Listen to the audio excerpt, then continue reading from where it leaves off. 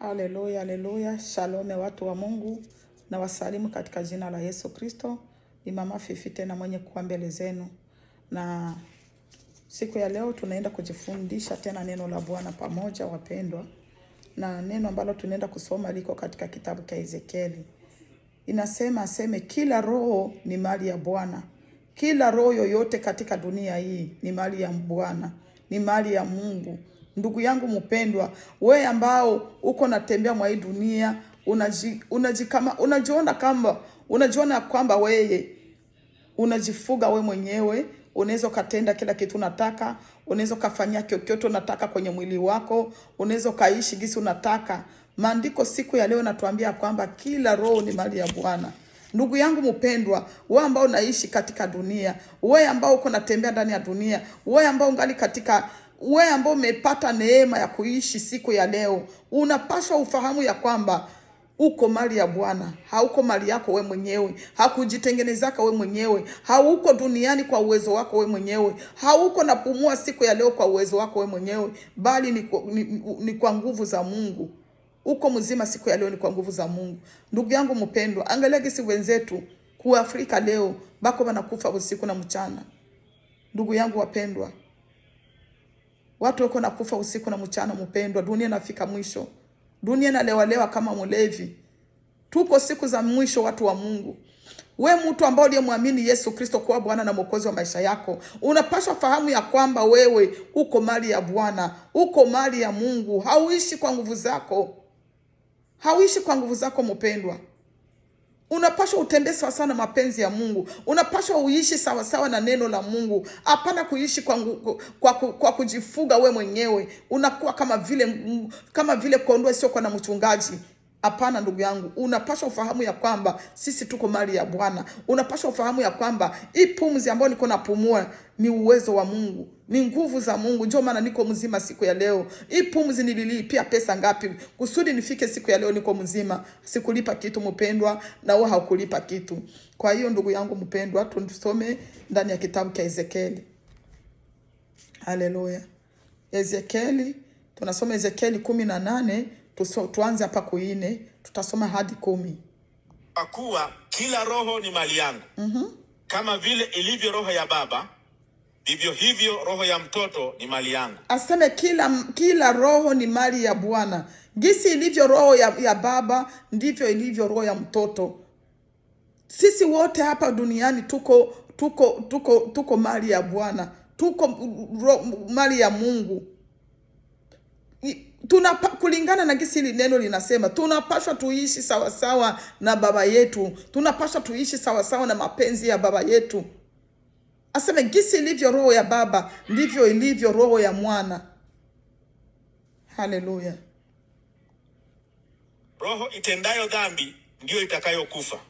Aseme roho itendayo dhambi ndiyo itakayokufa. Ndugu yangu mpendwa, kama uko naishi duniani leo, unaishi kwa kutenda vile vinyo unataka, unaishi kwa kufanya kila kitu kinyo unataka katika dunia hii. Aseme roho itendayo dhambi ndiyo itakayokufa. Uko natenda dhambi, wewe unajiona kwamba ni sawa tu, unajiita kama Mkristo, unaishi kanisani, unafanya kazi kanisani, lakini dhambi za dunia zote unazitenda. Uchafu ya ulimwengu wote unaitenda. Ndugu yangu mpendwa, maandiko yanatuambia roho itendao dhambi ndio itakao kufa. Bwana tusamee. Kama mtu ni mwenye haki, atendaye yaliyo haki na sawa, kama hakula katika mahali pa kuwekea vitu vya ibada za miungu kwenye milima. Nasikia aseme kama mtu ni mwenye haki, hauko nakula vile vyakula vyenye viko vyakula vya maibada za sanamu kwenye milima. Ndugu yangu mpendwa, maibada za sanamu ni nini? Ibada za sanamu ni wakati yenye uko nakamata mafundisho potofu, uko nakamata mafundisho potofu, unaitumikia, unaifanyia kazi, uko nakula vyakula vya maibada ya sanamu. Ndugu yangu mpendwa, hivyo ni vyakula vya ibada ya sanamu vyenye uko nakula mpendwa. Wakati uko nakamata mafundisho ya manabii babongo, bale manabii mama shetani, bale watu ambao walijiingiza ndani ya neno la Mungu, wakajifanya kuwa watumishi wa Mungu, wakajifanya kuwa wanaokoka, lakini kumbe wako wanamtumikia shetani. Wewe unapowasikiliza hao watu, unaona ya kwamba ni watumishi wa Mungu, unawasamini, unawafata, unawasikiliza. Ndugu yangu, uko nakula vyakula vya ibada ya sanamu mpendwa. Uko nakula vyakula vya ibada ya sanamu ndugu yangu. Mungu atuhurumie. Wala hakuziinulia macho sanamu za nyumba ya Israeli. Wala hakumtia unajisi mke wa jirani yake. Wala hakukutana kimwili na mwanamke wakati wa siku zake za hedhi. Unasikia ndugu yangu mpendwa? Mkristo ambayo unaishi huko, Mkristo unasema umeokoka, unasema ulimfuata Bwana Yesu Kristo, lakini uko naishi hivi vyote wanasema hapa. Uko naishi kwa kumtia jirani yako unajisi, kwa kumtesa jirani yako na mtendea mabaya. Uko neno nakula vyakula vya ibada ya sanamu. Watumishi wa uongo kuna wasikiliza. Unaacha kusikia mafundisho ya kweli, unafuata mafundisho ya uongo. Unaposikiliza pale kwenye wako nafundisha, mkamate chumvi, mkanyange mafuta, njoo mtapona magonjwa, sijui njoo nyota itangaa, nyota zenu zitafunguliwa. Mnakatala kusikiliza neno la Mungu.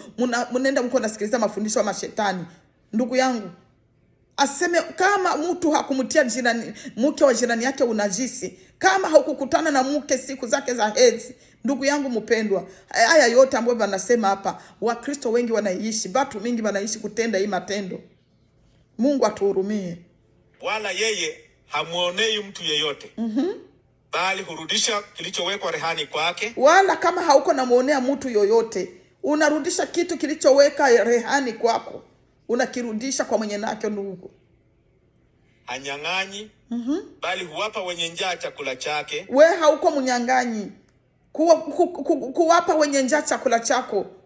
Unajinyima, unajinyang'anya, unapatia wale wenye hawana. Na huwapa nguo walio uchi. Hakopeshi kwa riba. Aseme unawapatia watu nguo, wale wenye kuwa uchi, wale watu wenye hawana uwezo unawasaidia. Wale watu wenye wako uchi, hawana mavazi ya kuvaa, unawapatia mavazi. Wenye hawana chakula unawapatia chakula. Wala hajipatii faida ya ziada. Aseme wala kama haujipatie faida ya ziada.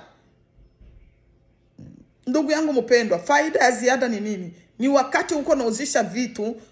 Hii neno linahusu watu wachuruzi, watu wenye wanafanya mabusiness. Wakati wewe uko nafanya business, unauza kitu, unakinunua kwa pesa kidogo, alafu unakiuzisha pesa nyingi sana, hata pesa mingi sana, zaidi na zaidi na zaidi ya pesa yenye wewe ulinunua vile vitu.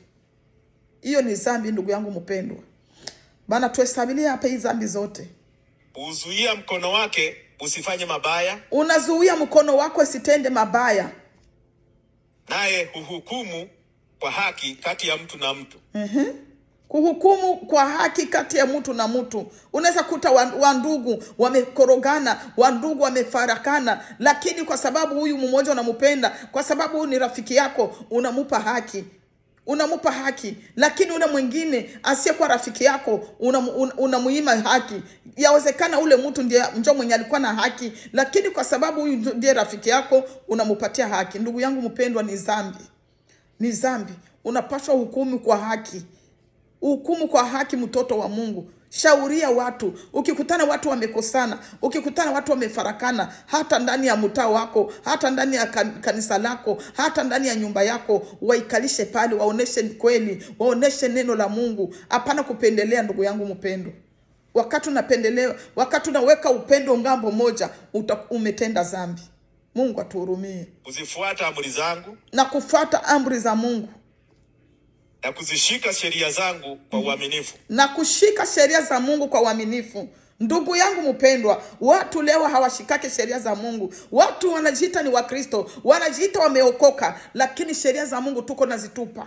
Tuko natupa sheria za Mungu ndugu yangu mpendwa. Sheria za Mungu tunazitupa. Wakati unasoma ndani ya Biblia, unasikia hizi sheria zote zenye wanataja hapa, lakini wewe unapozisoma unatupia nyuma ya mgongo, unapotezea, unaona kama ni vitu havikuhusu, unaona kama hivi vitu havina maana. Lakini kama vinaandikwa ndani ya Biblia, ndugu yangu mpendwa, ni lazima kama uko Mkristo mwenda mbinguni, kama uko Mkristo mtoto wa Mungu, ni lazima unapaswa uvifuate.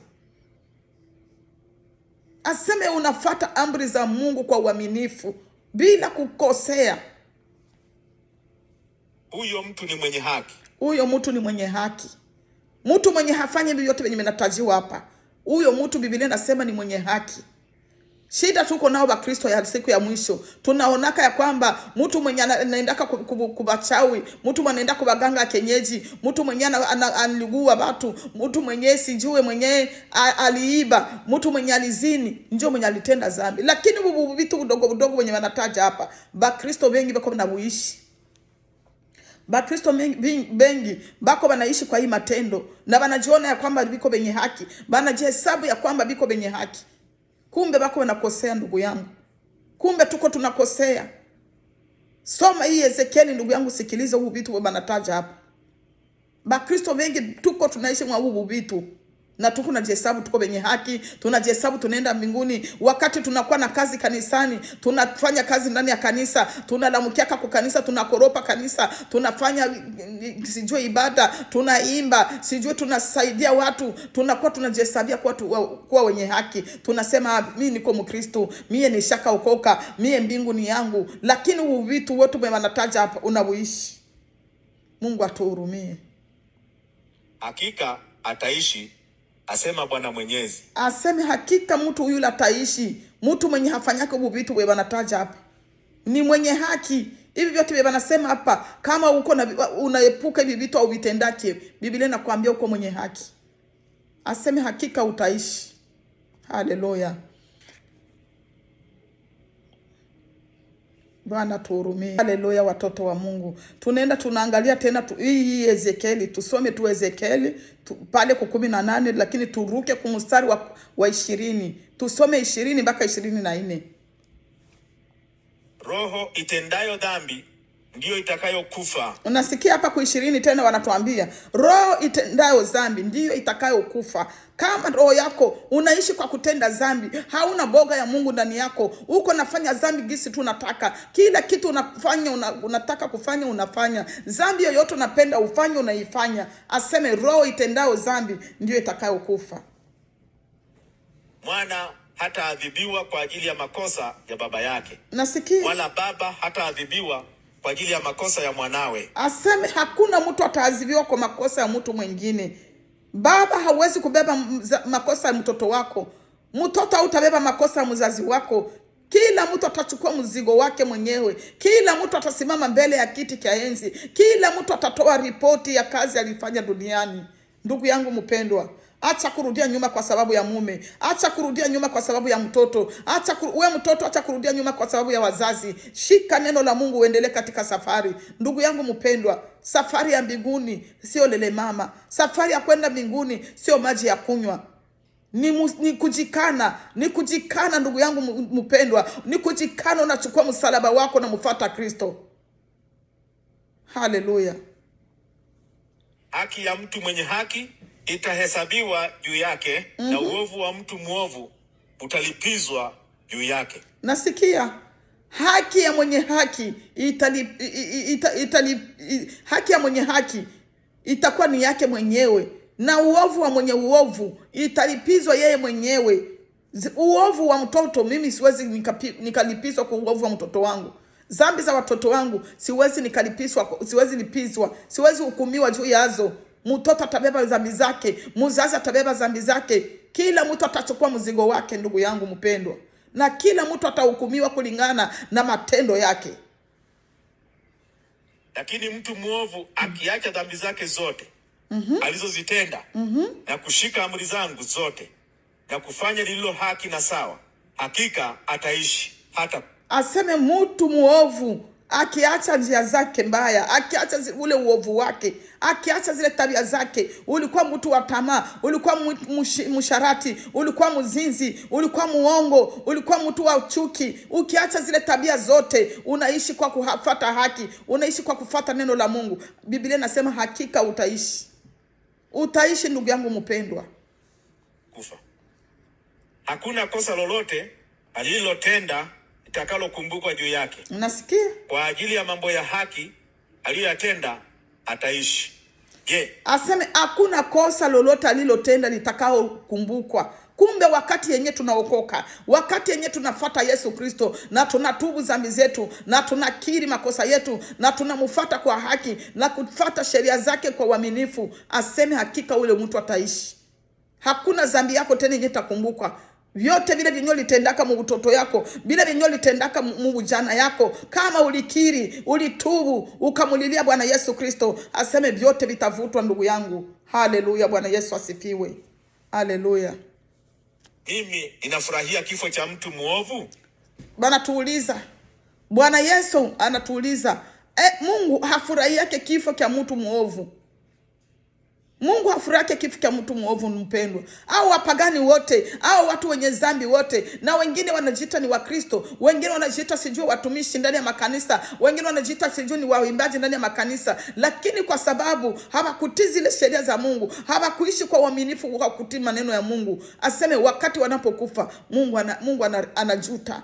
Mungu anajuta ndugu yangu mpendwa, kwa sababu ukikufa kwa mwenye dhambi unapotea milele. Unapotea milele ndugu yangu mpendwa. Mungu anatuuliza, je, ninafurahia kifo cha mwenye dhambi? Mungu hafurahi yake. Kifo cha mwenye dhambi Mungu akifurahi yake. Mungu shabaha yake, shabaha ya Mungu. Na ndio maana Yesu Kristo alikuja akakufa pale kumsalaba, akakubali kuvaa mwili wa binadamu, akakubali kufanana na hii mwili wetu, akavaa mwili kusudi akuokoe wewe na mimi ndugu yangu mpendwa. Hakupenda wanadamu wapotee, hakupenda wanadamu wakufe katika dhambi. Bwana Yesu atusaidie. Asema Bwana Mwenyezi. Je, si mimi ninafurahi wanapogeuka kutoka katika njia zao mbaya na kuishi? Lakini kama mtu mwenye haki akiacha haki yake na kutenda dhambi na kufanya mambo ya machukizo ambayo mtu mwovu hufanya, je, ataishi? Ndugu yangu mpendwa, aseme siri mimi ninafurahia wakati mtu mwenye muovu anageuka, wakati mtu mwenye dhambi anageuka, anabadilika. Mimi wakati mimi nabadilika, mimi namrudilia Bwana Yesu Kristo, nakubali kutembea msheria zake, nakubali kutii maneno yake. Hata kama nyinyi mtawakia mko mnanisema, hata kama nyinyi mtawakia mko mnanicheka, lakini mbinguni wanafurahi, mbinguni wanashangilia ya kwamba nimegeuka, ya kwamba nimebadilika, ya kwamba nimeacha uovu wangu na kumtumikia Bwana na kutii sheria zake. Ndugu yangu mpendwa. Haleluya. Bwana Yesu atusaidie. Haleluya. Hakuna hata mojawapo ya matendo ya haki aliyotenda itakalokumbukwa. Aseme hakuna matendo yote yenye haki itakayokumbuka. Hata kama ulikuwa unatenda mema ya namna gani, hata kama ulisaidia mayatima namna gani, hata kama ulisaidia kanisa namna gani, ukajenga kanisa, ukasaidia maskini, ukasaidia mchungaji wako, ukatenda hili na lile, ndugu yangu, unapoanguka, unapokatana kutii sheria za Mungu, unaishi maisha ya dhambi, unaishi maisha ya kumrudisha Bwana Yesu kumsaravu, wakati tena unaanguka ndugu yangu mpendwa, ile matendo yako haitakumbukwa. Vyote ulivyovitenda havitakumbukwa tena.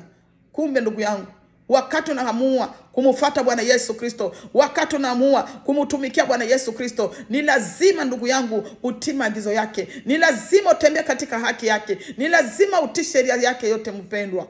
Mungu atusaidie watoto wa Mungu. Mungu atuonee huruma. Haleluya. Kwa sababu ya kukosa uaminifu kwake, anayo hatia, na kwa sababu ya dhambi alizozitenda atakufa. Unasikia ndugu yangu? Kwa sababu ya kukosa uaminifu mbele za Mungu na kwa sababu ya dhambi alizozitenda atakufa mtu yule. hata kama ulitendaka mema namna gani, hata kama ulifanyaka mazuri ya namna gani, kwa ile kukosa uaminifu tu mbele ya Mungu, kwa ile kuvunja sheria za Mungu. Ndugu yangu, watu wangapi ambao kunavunja sheria za Mungu? Jiangalie na wewe na mimi nijiangalie. Ni mahali gani ndiko tunavunja sheria za Mungu? Ni mahali gani tuko tunamkosea Mungu? Ndugu yangu, unaposoma Biblia yako na unachunguza na maisha yako, ni kweli hizi sheria za Mungu tunaziheshimu? Ni kweli maagizo ya Mungu tunayetii? Ndugu yangu mpendwa, niulizo wewe na mimi tujiulize. Mimi nijiulize na wewe jiulize. Tuko tunatii sheria za Mungu kwa uaminifu? Tunatii maneno ya Mungu kwa uaminifu? Sikiliza nikwambie mpendwa, kuingia kanisani kila siku haiwezi kukuokoa. Kutoa sana haiwezi kukuokoa. Kuomba sana haiwezi kukuokoa. Biblia yangu inaniambia kwamba maombi ya mwenye dhambi ni kelele mbele za Mungu. Wakati uko naomba, unafunga na vifungo, uko naomba sana, unaomba sana, na vifungo nafunga, lakini uko na dhambi zenyewe ulitendaka mujana yako, uko na dhambi zenyewe ulitendaka mtoto yako, bado hauyazikiri, bado hauyazitubu. Ulikosanaka na watu ndani ya familia, ulikosanaka na majirani yako sijui wapi, mkakosana kabisa, na mpaka leo kabisa mkachukiana, mpaka kabisa mkakatalana na kusalimiana msalimiane, lakini baadaye we ukakuja kaokoka. Ndugu yangu, zile dhambi ziko kudepo. Ile dhambi iko kudepo mpendwa. Shetani ile dhambi anaichunga, na mbinguni ile dhambi wanaichunga. Hiyo dhambi kusema zivutiwe, ni lazima kwanza unamfuata ule ndugu mwenyewe mlikosanaka naye, ule mtu mwenyewe ulikoseaka, kama ni ndugu yako wa mfamilia, kama ni majirani yako, kama ni wa ndugu zako, uliwatendeaka mabaya, mukakorogana, mukapigana, mukaambiana mabaya, ni lazima kwanza unamuita ndugu, ama unamtafuta, munaongea, munaombana msamaha, munatubu, munaungama dhambi zenu. Maandiko yananiambia ndani ya kitabu cha Yakobo, ungamanieni dhambi zenu nyinyi kwa nyinyi. Kumbe we ndugu yangu hauwezi kuungama we mwenyewe. Hawezi kuungama wewe mwenyewe. Oh, Mungu nisamee. Unaenda ndani ya chumba chako unajifungia, unaomba Mungu nisamee, gisi nilitambanaka na mtu fulani. Mungu nisamee, ile siku nilikoroganaka na fulani, ule mtu fulani nilimkutaka mahali fulani, tukapigana naye, nikamtukana matusi, lakini Mungu nisamee. Ndugu, hiyo msamaha ikubaliwe. Ndugu yangu, hiyo msamaha ikubaliwe. Msamaha ya kweli ni kumtafuta ule mtu, unampigia simu, ama kama utamuona umufate, umwambie ndugu yangu, nakuja tutengeneze, nakuja unisamee pale kwenye tulikosanaka, unisamee na Mungu anisamee yale nilikosanaka na wewe, kwa sababu nilikuwa sijue neno la Mungu, lakini nishajua neno la Mungu, naomba nisamee. Ndugu, hiyo dhambi hapo inavutwa. Mbinguni wanaivuta na kuzimu wanaivuta.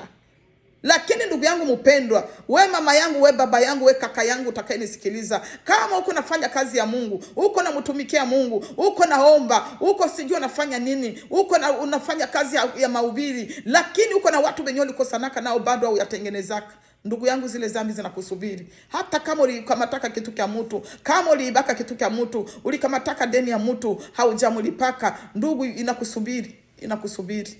Mungu atuhurumie. Haleluya wapendwa. Tunasoma tena hapa Luka 15, tusome mstari wa 4 mpaka 10. Ikiwa mmoja wenu ana kondoo 100 naye akapoteza mmoja wao, je, hawaachi wale 99 nyikani na kwenda kumtafuta huyo aliyepotea mpaka ampate? Sikia ndugu yangu mpendwa, aseme ikiwa mtu ana kondoo 100 lakini kondoo mmoja anapotea, aseme auache wale 99 unawaacha hapo, unaenda tafuta huyo mmoja, na wakati unampata ule kondoo wako unafurahi. Ndugu yangu mpendo, ndugu yangu sikiliza, wachungaji wa siku za leo mpendwa, wako kwa faida zao. Wachungaji wengi wako kwa faida zao. Wachungaji wa siku za leo wa makanisa wako kwa faida zao. Utoke kanisani, usipotoka kanisani hawatakujali, hata kutafutaka. Upate shida, usipopata shida, hiyo ni shida yako. Wachungaji wanataka, wachungaji wengi wanataka tu kanisa lijae, wanataka kanisa lijawe, hawataki kufundisha kweli, hawataki kuambia watu kweli, ndugu yangu mpendwa. Lakini Bwana Yesu anasema, kondoo mmoja akipotea, acha wale wenye uko nao pale, uende tafuta ule mmoja umlete tena kwenye zizi lako. Ndugu yangu mpendwa, Wakristo wako wanapotea, wachungaji wanaangalia tu. Potelea kwa utapotelea, hakujali. Potelea kwenye utapotelea, hakujali. Hata kama mchungaji ndiyo anaweza kujali, anakusaidia wakati wa magonjwa, anakusaidia wakati wa shida, roho yako iko nasaidiwa. Tunapaswa kufocus zaidi juu ya roho zetu. Tuko tunasaidiwa kiroho. Maneno ambayo tunalishwaka ni ya kutusaidia ndani ya safari ya kwenda mbinguni. Tangu uliingia kanisani ndugu yangu mpendwa, miaka 10 uko kanisani, miaka 5 uko kanisani, imani yako imekomaa. Imani yako imekomaa, imeongezeka, ama uko hapo ndugu yangu. Unapaswa uangalie chakula gani unalishwa ndani ya kanisa. Unapaswa ujiangalie ndugu yangu mpendwa. Sikiliza gisi wanaambia wachungaji hapa. Wakati kondoo mmoja anapotea, baba wa mchungaji wa kondoo, unapaswa unamtafuta kondoo wako asipotee, asienda kaangamie kule kwenye anaenda. Haleluya. Naye akiisha kumpata, kwa furaha humbeba mabegani mwake na kwenda nyumbani. Kisha huwaita rafiki zake na majirani na kuwaambia, furahini pamoja nami, nimempata kondoo wangu aliyepotea. Na waambieni, vivyo hivyo kutakuwa na furaha zaidi mbinguni kwa sababu ya mwenye dhambi mmoja atubuye, kuliko kwa wenye haki 99 ambao hawana haja ya kutubu. Unasikia ndugu yangu mpendwa? Aseme mbinguni kuna furaha wakati mtu mwenye dhambi anapotubu, kuliko mwenyewe mnajazana ndani ya makanisa hamuna haja kutubu. Mnajazana kanisani mwenu mko sijui watu 500, kanisani mwenu mko watu 1000, kanisani mwenu mko watu 300, 200, mko watu 100, mnajazana humo. Mchungaji yeye anarizika wakati mko mnatoa mamoja ya 10, mnatoa sijui sadaka gani, mchungaji anarizika, anatosheka, anaona sadaka iko nyingi, anaishi vizuri, watoto wake wanasoma vizuri, lakini hajali kwa ajili ya roho zenu. Hajali kwa ajili ya roho zenu. Unapofariki ndugu yangu, unaenda we mwenyewe. Kule kwenye ulienda, utakapofika kwenye lango la mbinguni, watakurudisha. Watakuona uko na mavitu vyako, vitu vyenye uliweka kumwili yako, vitu vyenye ulipamba sijui maneni, manywele bandia, mahereni, makeup, uko na makeup. Unapofika kwenye lile lango, wanakuambia stop, simama. Ni vitu gani vile uko navyo? Vile vitu sikukuumba navyo. Ni vitu gani uko navyo? Utasema, mchungaji wangu hakuniambiaka. Mchungaji wako hakukwambiaka. Wewe haukusoma hiki kitabu. Watakuletea hiki kitabu ndugu yangu mpendwa. Bana kuuliza, haukusoma hiki kitabu? Na wanakuletea ile msemo, wanakuletea verse, wanakusomea, wanakuambia kama uko mtoto wa Mungu, uko Mkristo ambaye umeokoka, uko Mkristo ambaye ulimwamini Yesu Kristo kuwa Bwana na Mwokozi wako, unapaswa ishi kwa kusoma hili neno. Unapaswa ishi kwa kufuata hiki kitabu ndugu yangu mpendwa. Hapana kufuata mchungaji wako. Fuata neno la Mungu linakuambia nini? Neno la Mungu linakuambia nini?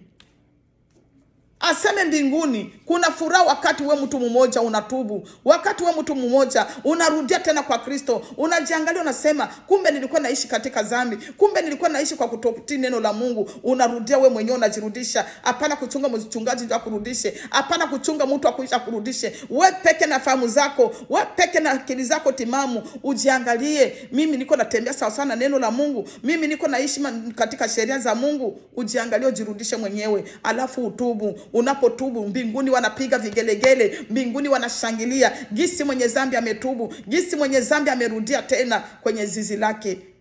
Bwana Yesu atusaidie. Aseme kuliko wale watu maelfu na maelfu wenye wanajaa ndani ya makanisa. Mnajaa ndani ya makanisa, hapa wafundishake habari za toba. Habari ya toba ikwake kanisani mwenu. Habari za kutubu ikwake kanisani mwenu. Habari za utakaso ikwake kanisani mwenu. Habari za utakatifu hazifundishwake kanisani mwenu. Mungu anasema ndani ya neno lake, aseme wale watu hawajali. Ule mmoja atakaye tubu njoo Mungu atafocus naye. Haleluya. Haleluya. Mungu atusaidie. Mungu atafocus na ule mmoja ambaye kubali kurudi, ambaye kubali kumgeukia tena Bwana Yesu Kristo. Mungu atusaidie wapendwa. Haleluya. Au ikiwa mwanamke ana sarafu za fedha 10, naye akapoteza moja, je, hawashi taa na kufagia nyumba na kuitafuta kwa bidii mpaka aipate? Wakati mwanamke yuko na sarafu zake za fedha moja inapotea. Sasa washa taa, utawasha taa hata chini ya kitanda, chini sijui ya kabati, unawasha taa, unawasha tochi, uko natafuta ile serafu yako, uko natafuta ile coin yako. Ndugu yangu mpendwa, ilianguka wapi? Na unapoipata unafurahi. Naye akisha kuipata huwaita rafiki zake na majirani na kuwaambia, furahini pamoja nami, nimeipata ile sarafu yangu ya fedha iliyopotea. Vivyo hivyo nawaambia, kuna furaha mbele ya malaika wa Mungu juu ya mwenye dhambi mmoja atubuye. Unasikia mpendwa? Yesu unasikia ndugu yangu? Mbinguni kuna furaha kubwa wakati mtu mwenye dhambi mmoja anapotubu na kugeukia Kristo na kufata sheria za Kristo, kuliko wale watu ambao wanajazana ndani ya makanisa hawana haja ya kutubu, kuliko wale watu maelfu na maelfu wanajazana ndani ya kanisa hawana haja ya kutubu. Ndugu yangu mpendwa, ndani ya kanisa lenu mnajaa, ndio mko wengi, mko watu sijui 500, mko watu 1000, mko watu sijui kama 200, kama miangapi, mko humo mnajazana humo. Kazi tu ni kukata viuno, kazi tu ni kukuja na mavazi, nani alipaka makeup nzuri, nani alivaa vizuri, lakini hamuna haja ya kutubu. Hamuna haja ya kutubu. Hata mawazo ya kutubu hamuna hayo. Hata mafikiri ya kutubu hamuna hayo. Ndugu yangu mpendwa, angalia dunia inafikia wapi leo. Siku ya leo haiko siku ya kulala. Siku ya leo haiko siku ya kusinzia. Tuamuke, tutoke katika usingizi, Bwana Yesu anarudi. Tutoke katika usingizi, Bwana Yesu anarudi mpendwa. Hii siku haiko siku ya kulala. Haiko siku ya kufatana na wachungaji. Haiko siku ya kufatana na kanisa za uongo. Ndugu yangu amuka, toka kwenye usingizi, ufate neno la Mungu. Ndugu yangu amuka, toka kwenye usingizi, ufate sheria za Mungu. Utii sheria za Mungu zote. Utii maagizo ya Mungu yote. Ndugu yangu, unapotubu mbinguni wanashangilia. Mbinguni wanapiga vigelegele. Gisi mtu mmoja ametubu, kuliko wale watu maelfu na maelfu ambao wanajazana ndani ya kanisa hawana haja ya kutubu. Biblia inasema, ndugu yangu, sio mimi. Mungu atusaidie. Mungu akusaidie ndugu yangu mpendwa. Wewe na mimi tuishi kwa kutubu, tuishi kwa kutengeneza maisha yetu, tuishi kwa kujitakasa kila siku. Mungu anafurahiaka mtu maombi ya toba. Mungu anafurahiaka mtu wa kujitakasa. Mungu anafurahiaka mtu wa kujitakasa ndugu yangu. Utubu ndugu yangu, tubu. Tubu vyote vinyo lipitiaka ndani. Tengeneza na watu wote ulikosanaka nao. Haleluya, Mungu atusaidie. Haleluya, haleluya wapendwa. Bwana Yesu asifiwe sana. Tunapaswa kuishi kwa kutii neno la Mungu. Tunapaswa kuishi kwa kutii sheria za Mungu. Wewe Mkristo ambao hauna haja ya kutubu, wewe Mkristo ambao unaishi kwa kujipeleka mwenyewe, unaishi kwa kujiongoza wewe mwenyewe, ndugu yangu mpendwa, neno la Mungu linakataa Mkristo wa kwenda mbinguni. Uko mtu wa kufata sheria za Mungu. Acha tuangalie hapa kwa Warumi, tusome hapa kwa Warumi 12, tusome hapa kwa mstari wa 1 na wa 2. Haleluya. Warumi sura ya 12. Kwa hiyo ndugu zangu, na wasihi kwa rehema zake Mungu, itoeni miili yenu iwe dhabihu iliyo hai. Aseme wanatuambia, aseme ndugu zangu, itoweni miili yenu iwe dhabihu ya Mungu iliyo hai, iwe dhabihu ya kweli. Ndugu yangu mpendwa, kama uko Mkristo, uko mtoto wa Mungu, unapaswa utoe mwili wako iwe dhabihu ya kweli mbele za Mungu. Kuwa dhabihu ya kweli ni namna gani? Ni wakati unakatala matendo ya ulimwengu, ni wakati unakatala mivalio ya ulimwengu, ni wakati unakatala tabia zote za kidunia, unakatala mivalio yote ya kidunia, unatoa mwili wako kwa dhabihu ya kweli mbele za Kristo. Haleluya. Lakini ndugu yangu, ni huzuni sana wakati tuko tunasema tumeokoka, lakini bado mili yetu hatuyaitoa kwa Kristo. Mili yetu tunaitoa kwa shetani. Tunaweka mafuta ya kuchubua, tunaweka makeup, tunaweka mapambo ya kila modele, tunaweka manywele bandia. Mili yetu ndugu yangu mpendwa, na kuuliza wewe ambao utakaosikiliza video hii, kama uko naweke vitu kwenye mwili wako, kweli mwili wako ni dhabihu ni dhabihu iliyo hai mbele za Mungu? Ujiulize tu ndugu yangu. Hii mwili wakati niko naipaka mafuta kuchubua, wakati niko napaka makeup, wakati niko naweka nywele za bandia, naweka mahereni, naweka kila kitu, naweka marangi kumakucha kumidomo, mwili wangu nimeutoa kwa dhabihu? Ndugu yangu, ujiulize tu wewe mwenyewe. Ujiulize mpendwa. Unasema unaokoka, unasema uko Mkristo, unasema unaenda kanisani, lakini mwili wako bado haujaitoa. Wakati ukishatoa mwili wako kuwa dhabihu iliyo hai mbele za Kristo, hapo ndugu yangu hapo unaanza kufata, unaanza kutembea kwenye barabara ya Ukristo. Unaanza kutembea kwenye barabara ya Ukristo. Ukisha kutoa vile vitu vyote kwenye mwili wako, unatoa mwili wako kwa dhabihu iliyo hai mbele za Mungu, ndugu yangu mpendwa, na vingine vyote utaweza. Na vingine vyote utaweza. Ndugu yangu, mimi mpendwa, sikukuwa najua kama ndakuwa kama mwanamke wa kuvaa kitambaa. Nilikuwa sijui. Sikuwaziaka, sikutarajiaka kwa maisha yangu. Nilikuwa naona nikifunga kitambaa, ninajiona nafanana vibaya. Ninapojiangalia, ninaona ninafanana vibaya, lakini kumbe shetani alikuwa ananidanganya. Shetani alikuwa ananidanganya. Yawezekana na wewe ndugu yangu mpendwa, ungali unadanganywa na shetani. Unaona hawezi tembea na kitambaa, unaona hawezi vaa kitambaa, kitambaa ndafanana vibaya, kama siweke makeup ndafanana vibaya. Ndugu yangu, ni bongo ya shetani. Ni bongo ya shetani. Shetani ni muongo na ni baba wa uongo mpendwa. Katala bongo ya shetani ndugu yangu. Haleluya. Nasikia gisi hii musari hapa ya Warumi nasema takatifu na inayompendeza Mungu. Takatifu na inayompendeza Mungu.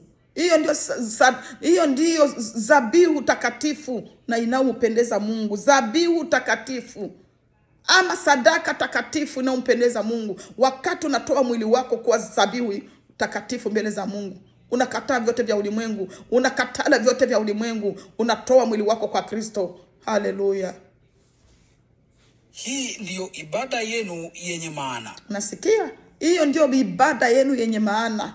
Wakati umetoa mwili wako kwa Kristo, umetoa mwili wako, umetoa mawazo yako, umetoa tabia zako, umetoa mafikara zako, umeitoa kwa Kristo. Hiyo ndio dhabihu iliyo maana.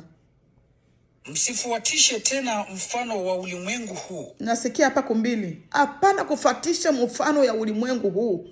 Sijui kama ndugu yangu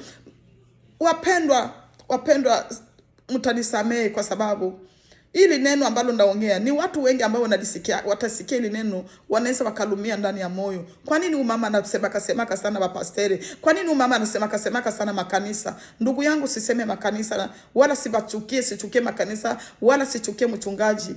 Ninawapenda watu wote, ninawapenda watoto wa Mungu, watu ya Mungu mlioumbwa na Mungu. Ninawapenda nyinyi wote. Lakini ndugu yangu, ninapoona wakati wachungaji wataki kuambia watu ukweli, nasikiaka naumia ndani ya moyo. Nasikiaka huzuni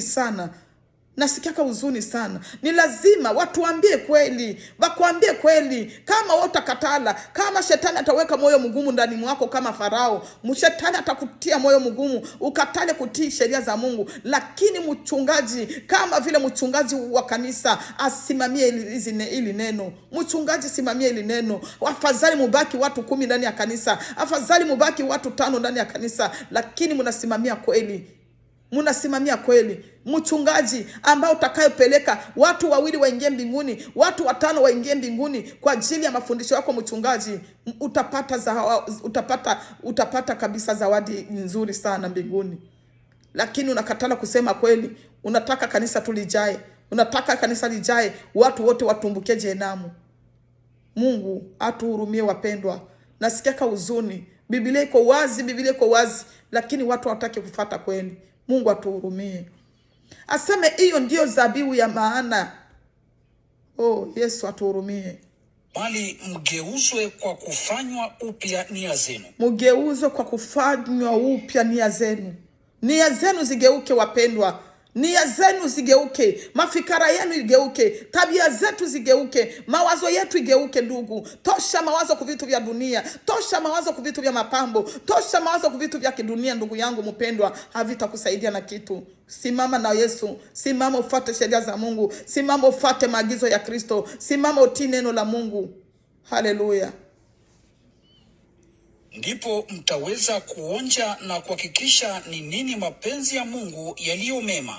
Ndipo mtaweza kuonja na kuhakikisha ni nini mapenzi ya Mungu iliyo mema.